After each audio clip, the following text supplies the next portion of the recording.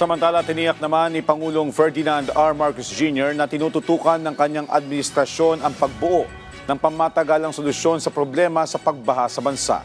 Inihayag yan ng Presidente matapos inspeksyonin ang offline kontrabaha sa Sagop Creek sa Naga City. Ayon kay Pangulong Marcos Jr., ang desiltation na isinasagawa ay umpisa pa lamang. Sa oras anya na makagawa na ng tamang disenyo at solusyon, hindi na kakailanganing ulit-ulitin ng mga ito. Dagdag pa ng Pangulo, sa harap ng banta ng climate change, marami pa ang dapat gawin para maresolba ang problema sa pagbaha.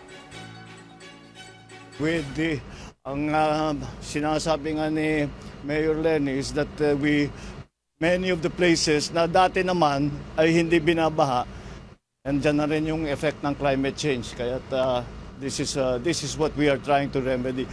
Malaking trabaho ito.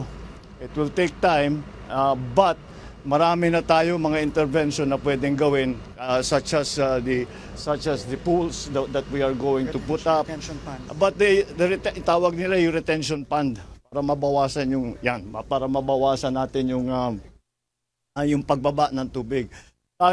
Dahil nga it is may Bicol River Basin, ang plano na talaga pwede natin gawin, na kailangan natin gawin, ay kailangan natin mahuli, dapat ma-koleksyon na yung tubig bago pa bumaba sa basin. Dahil, again, as Mayor Lenny was explaining, this is a landlocked province. And because it's a landlocked province, ang tagal lumabas ng tubig. So wag na natin sana papasukin. But this is only the beginning.